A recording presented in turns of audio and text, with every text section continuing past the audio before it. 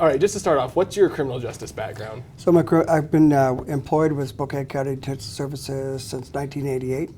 I started off as a corrections officer, worked my way to sergeant, and then spent about 10 years as a sergeant, and then worked my way to a lieutenant.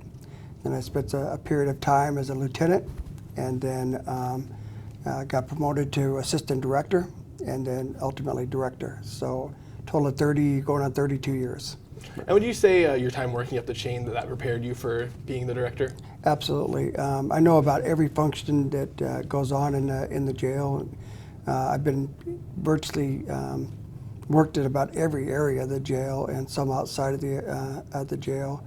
Along with that, I've been involved with the Spokane Regional Law and Justice Council and involved with the Justice Reform Acts and some of the things that are taking place and the initiatives that have gone forward.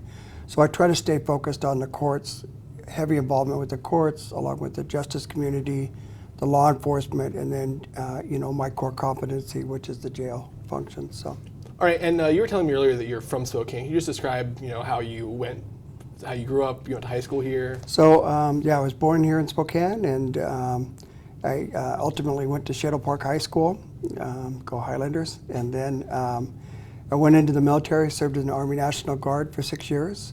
And then at the completion of that, some friend of mine said, hey, you should take the test for the jail and see if you can qualify for it. So I did, and worked through my career here up to the point when I was a sergeant, and then went back to college. I went to Eastern Washington University and graduated there with a degree in business administration. So, yeah. All right, and so what is the most interesting part about being a jail director? Well, definitely the diversity. There's something different going on every day. It's just my involvement with the staff that we have. We have fantastic staff members here, and just being a part of their lives and helping them to make their working conditions the best that I can do.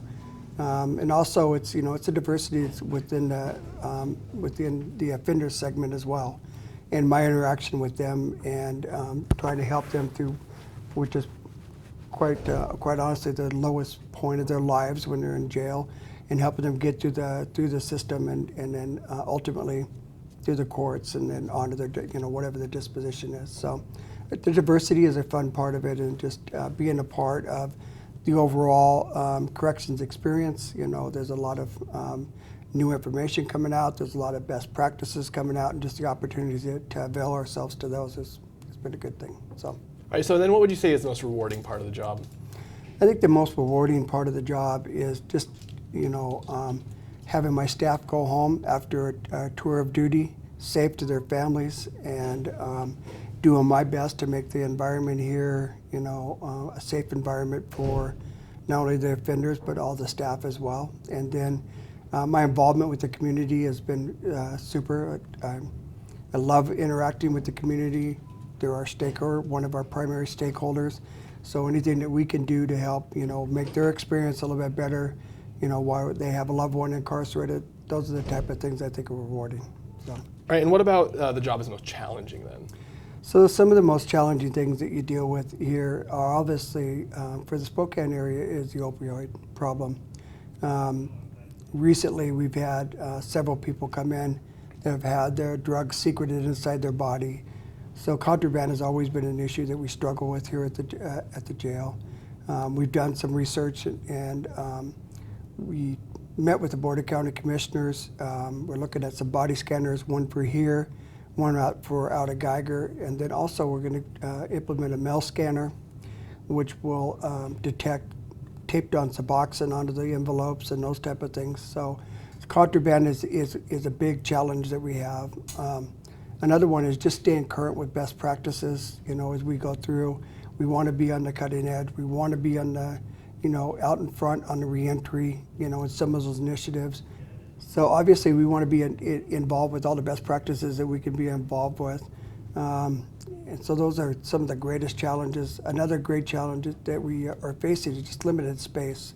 The jail's been overcrowded for several years. The bunks upstairs are double bunked, which causes enormous amount of stress on our staff and on the offenders.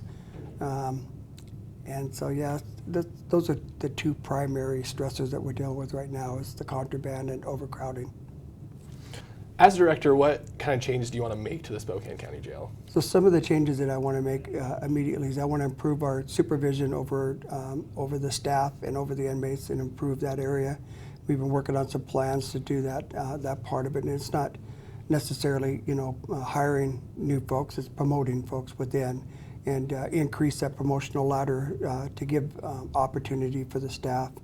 We want to run the most efficient and the best jail in the state. And so we're focusing on our policies, and we're focusing on our practices, and we're looking for those opportunities to be the best in our agency. So you said in a news conference earlier this year that Narcan's been used 50 times by guards on inmates.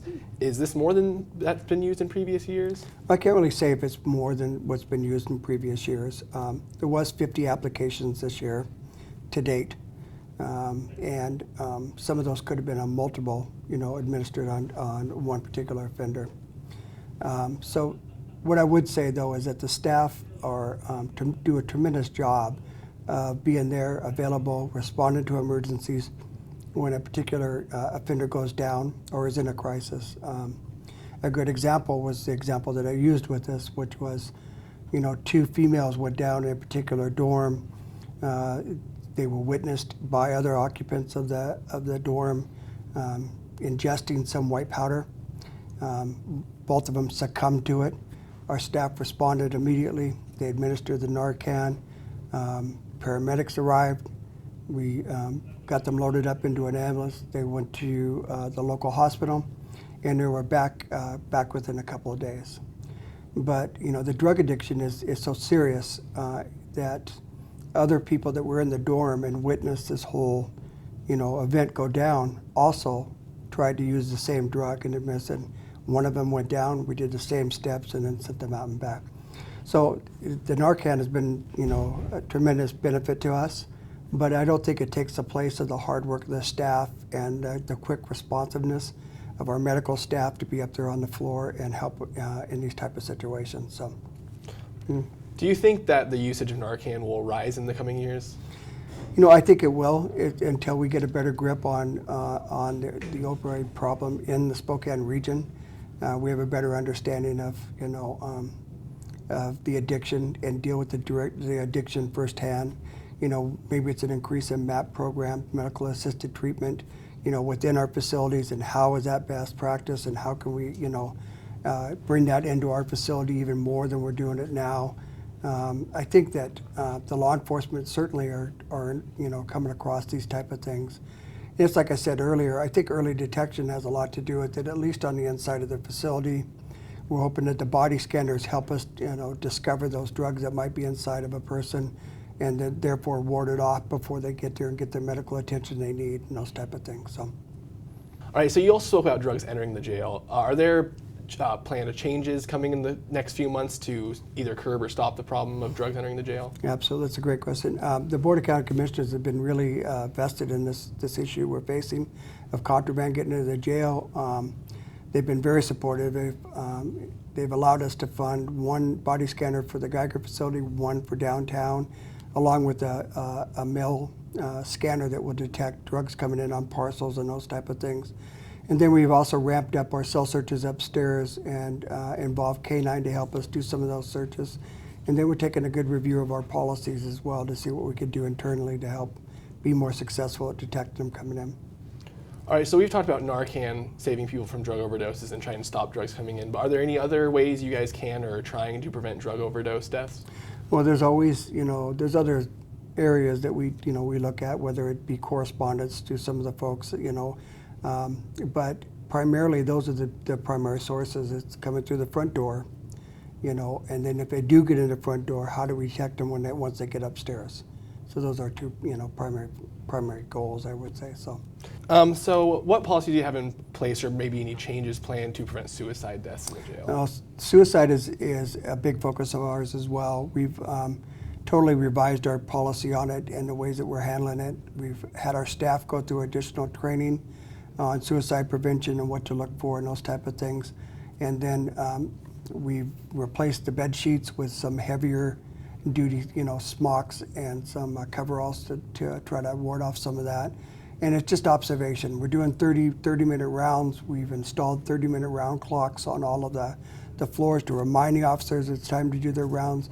So even when they're involved with some other incident that has taken their attention, they know to stop and go do these rounds to make sure that everybody's safe and secure. All right, so could you explain or give me an overview of how the medical process works when an inmate needs or requests medical attention? Absolutely. So first off, we have a contracted medical service out of NPF Care. It has provided wonderful service for us. Initially, when you come in, you'll be given a screen by an RN to ensure that you're okay to come to jail, and if not, you should go to the whether it be involved in an accident, suffered a head injury, or one of those type of things. We're going to do our very best to make sure that you have your medical attention up front before you come to jail. And then once you come into the jail, you'll undergo another more in-depth conversation with the medical staff where they'll get your background and medical information from you. And then once you're up on the floors, and if you're under medical attention, our nurses do a really good job of coming to your cells, administering medications, or following up on any kind of the medical care that you should have. And then if you're a person upstairs that needs medical attention, you simply submit a form that you're asking for medical attention, then we respond to it. All right, and just a real quick follow-up. So is that NPF Care, they're based in the jail, or do they come in from outside when you call them, or is there someone stationed here? What do you mean by that? Is there like a medical staff that's housed here, that's always here at 24/7? Yeah. So yes, NPF Care is home bases here. We have regular nurses that go through the process. And they undergo our background investigation and some of those things. And then they're staffed full time. There's some here, there's some at Geiger, and then they have rotating shifts and so forth. Yeah. So overcrowding is an issue nationwide that is talked about when it comes to jail. Is that something that Spokane County is dealing with as well? Absolutely. We've been overcrowded for quite a period of time. Like I had stated earlier, Geiger serves as our overflow, but they can only handle a niche type of inmate out at Geiger. So the rest of them reside here. One thing I think it's important for the community to realize is that the jail takes the ones that we have to take. The courts sentence them, we have them in our jail. If they have a felony, we're obligated to take them. So a lot of what you see, a lot of folks are under the misconception that the jail overcrowds itself, or that we have something to do with the overcrowding. But we are the product of the courts and what is given to us, and we have to find a bed for them. All right, so kind of to go off of overcrowding, what about staffing? Is that an issue, or are you always looking, always recruiting, or are you guys fully staffed? How's that looking? Yeah, our staffing levels, we're always recruiting, and we'd like to get our staffing numbers up higher if we could. It's finding qualified applicants that can come work here, but I would welcome anyone that is interested in coming to work for us to visit our website, look at the hiring process, and see if they might be a good fit for our agency.